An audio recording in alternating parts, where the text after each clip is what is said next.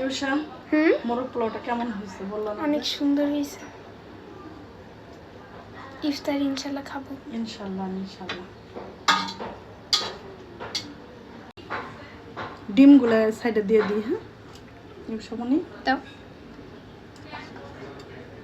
কতগুলো দিই। আমি মোরগ পোলাওর ভিডিওটা বেশি বড় বানাবো না, এর জন্য শর্টকাটে বলে দিই। এখানে এলাচ, দারুচিনি আর একটা কালো এলাচ আর 2টা তেজপাতা, আর এখানে দিয়ে দিলাম একটু পেঁয়াজ।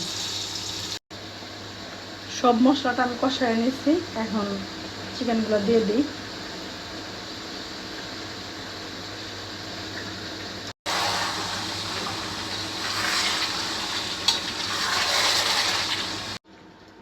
হ্যাঁ চিকেনটা মাশাআল্লাহ একেবারে হয়ে গেছে।